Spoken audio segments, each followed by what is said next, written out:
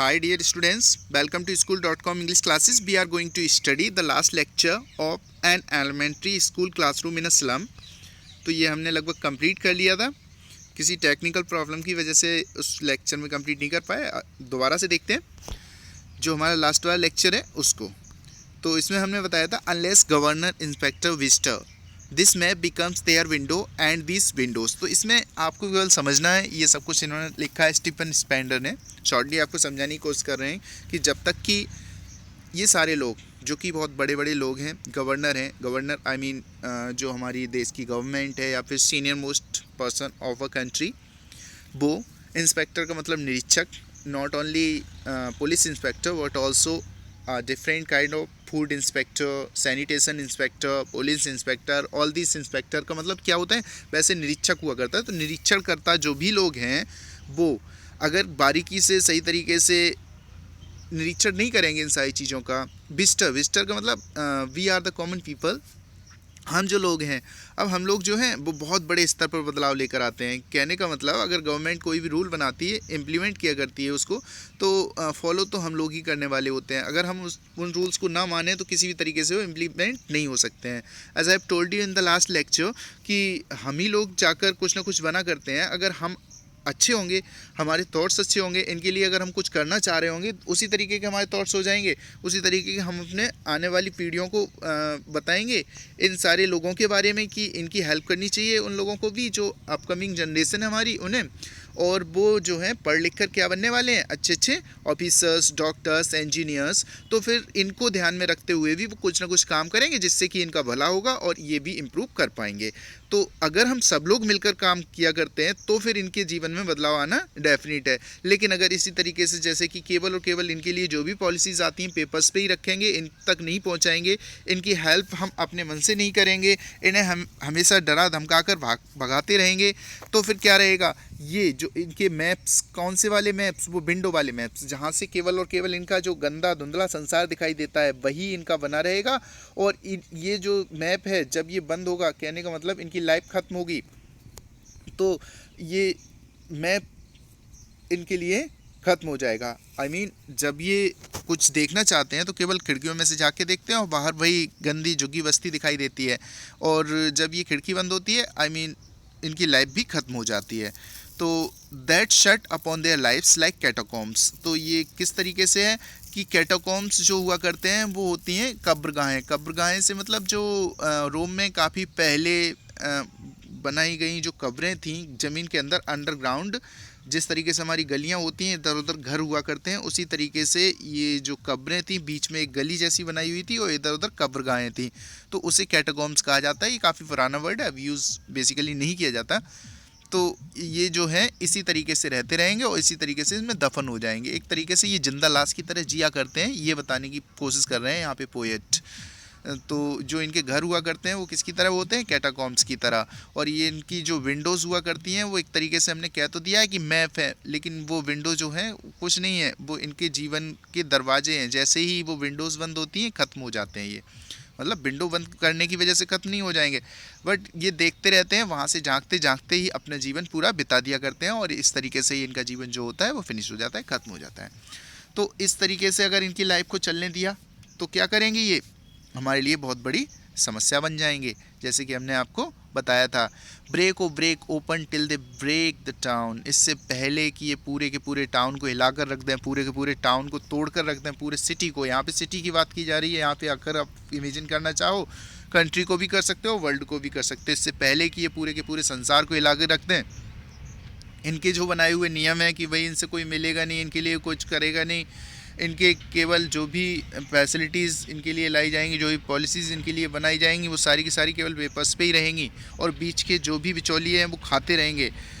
ये सारे नियम जब तक ये चलते रहेंगे तब तक क्या होगा, ये परेशान रहेंगे, त्रस्त रहेंगे. और ये त्रस्त पीपल जो हैं वो दुनिया में बहुत तरीके की बुराइयां फैलाएंगे, चोरी करेंगे, लूट मार करेंगे, डाका डालेंगे, बीमारियां फैलाएंगे.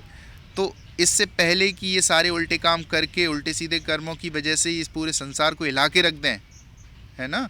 I have given you the example of corona virus कि जब इनके पास कुछ भी खाने के लिए नहीं होगा तो जो कुछ भी इन्हें उल्टा सीधा मिलेगा खाएंगे, और हो सकता है इससे भी ज़्यादा भयंकर बीमारी कोई लेकर आ जाए.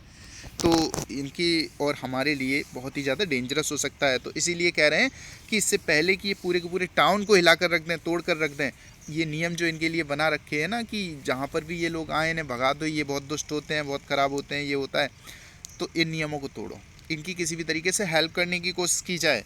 अगर इन लोगों की हेल्प नहीं की गई तो आने वाले टाइम में ये बहुत बुरा समय हमारे लिए लेकर आ सकते हैं। And show the children to green fields.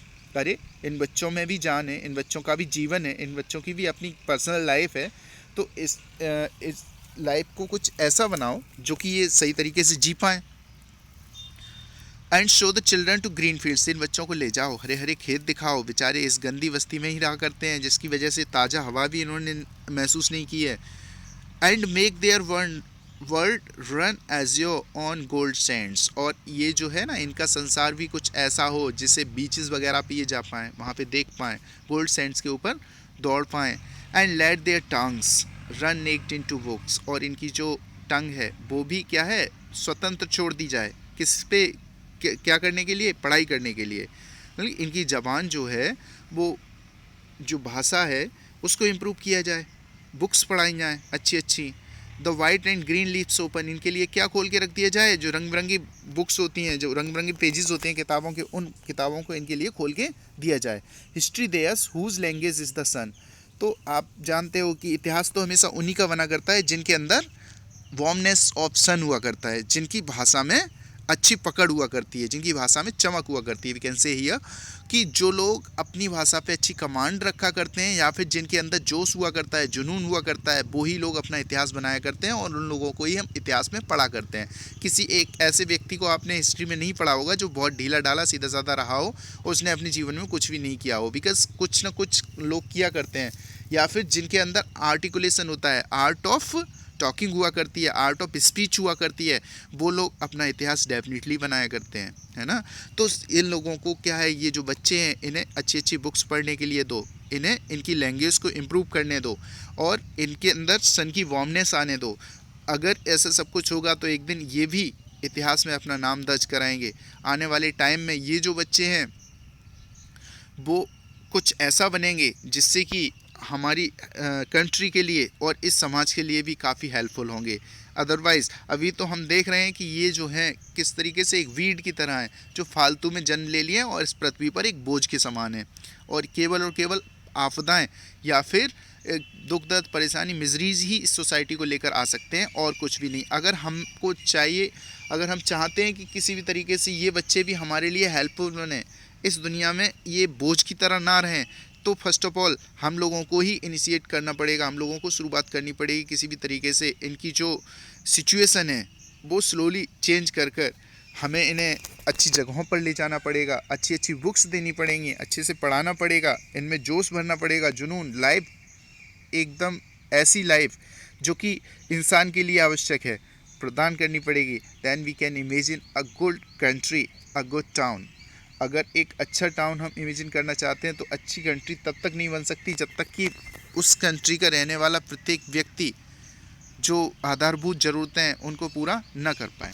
और आज हम अपने कंट्रीज़ में और मोस्ट ऑफ द कंट्रीज़ जो कि विकसित देश हैं देख रहे हैं कि किस तरीके की सिचुएशंस हैं। Then we can do it. हम लोग हैं, हम कर सकते हैं। नहीं तो फिर जिस तरीके की ये नियम बने चले आ रहे हैं कि ये जैसे हैं वैसे ही रहेंगे और जो करप्शन है, जो भी भ्रष्टाचार वगैरह है वो कंटिन्यू चलता रहेगा, तो फिर इसी तरीके की सिचुएशंस बनी रहेगी, वो कभी भी बदलने वाली नहीं है। तो हम बात कर लेते हैं टायरोलेस वैली के बारे में। Pertaining to the Tyrol and Australian alpine province. Austria जो कंट्री है उसके अल्पाइन प्रोविंस में कहीं एक जगह है टायरोल, वहाँ पे कोई एक अच्छी पहाड़ी वगैरह होगी, उसका एक पिक्चर है जो कि उस क्लास में लगा हुआ है, उसकी चर्चा हमने की।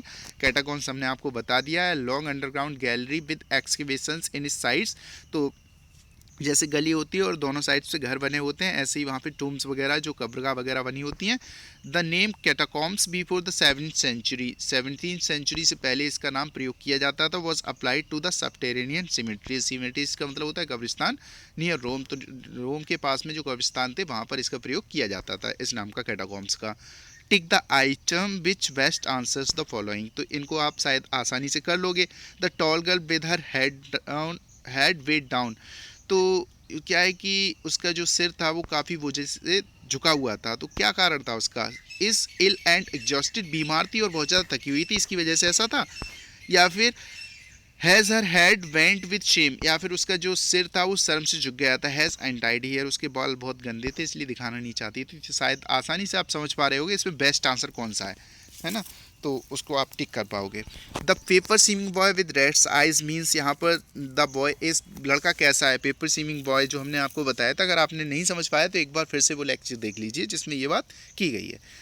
स्लाई एंड सिक्रेटिव है, थिन हंग्री एंड वीक है, अनप्लेजेंट लुकिंग है। थिन हंग्री एंड वीक तो नहीं है कहीं। नेक्स्ट है the stunted unlucky heir of twisted bones means, तो जो स्टंटेड का मतलब होता है अविकसित, जिसका विकास रुक गया हो। अनलकी का मतलब होता है दुर्भाग्यशाली उत्तराधिकारी। ट्विस्टेड बोन्स वाला ये लड़का कौन सा है? ये है हैज़ एन इनहेरिटेड डिसेबिलिटी वाला। वॉज शॉर्ट एंड वोनी, शॉर्ट एंड वोनी तो नहीं है कहीं। His eyes live in a dream, उसकी आंखों में एक सपना चलता है। Squirrels game in the tree room other than this means, इसका मतलब क्या है? ये लड़का क्या कर रहा है? फुल ऑफ होप, आशाओं से भरा हुआ है भविष्य की। मेंटली इल, बीमार तो नहीं है कहीं मानसिक रूप से। डिस्ट्रैक्टेड फ्रॉम द लेसन, अपने लेसन जो पढ़ाई चल रही है उस क्लास में उस पर ध्यान नहीं दे रहा है, बाकी और सारी चीज़ें चल रही हैं इसके माइंड में। The children's faces are compare to rootless weeds, जो बच्चों के चेहरे हैं वो किससे कंपेयर किए गए हैं? रूटलेस बीट्स से। दिस मीन्स दे, इसका मतलब क्या है? वो कैसे हैं? इनसिक्योर हैं, कुपोषित हैं, वेस्टर्स मतलब फालतू जन्म ले लिया है, तो आसानी से आप लगा सकते हो। What do you think is the colour of सोर क्रीम, बहुत अच्छे से समझाया। सोर क्रीम का मतलब क्या हुआ करता है, थोड़ा सा डिक्शनरी का भी यूज़ कर सकते हो। What do you think the poet has use this expression to describe the classroom walls, तो कौन कितना अच्छे से उसने ये एक्सप्रेशन दिया है, डिस्क्राइब कौन सा। Why do you think the poet has use this expression, उसने सोर क्रीम वाला ही एक्सप्रेशन क्यों प्रयोग किया है जो क्लासरूम की वॉल्स हैं उसको बताने के लिए। The walls of the classroom are decorated with the pictures of Shakespeare, building with domes, world maps। तो जो क्लासरूम की वॉल्स हैं वो इन सारी चीज़ों से कवर्ड हैं, ये सारी चीज़ें उसके ऊपर लगी हुई हैं। वॉल्स के ऊपर क्या लगा है? शेक्सपियर का एक पिक्चर लगा है, बिल्डिंग विद डोम्स लगी हुई हैं, वर्ल्ड मैप्स लगा हुआ है, ब्यूटीफुल वैलीज, घाटी वगैरह की सीनरी लगी हुई है।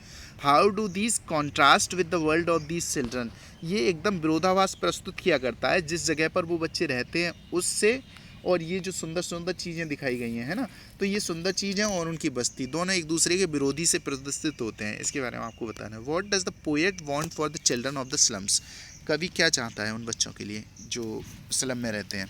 How can their lifes be made to change, उनके जीवन को किस तरीके से बदला जा सकता है, इसी के बारे में हमने अभी बात की है।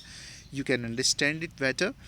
तो I hope that you will solve the questions of this poem is solved for today. Thank you. Have a nice day.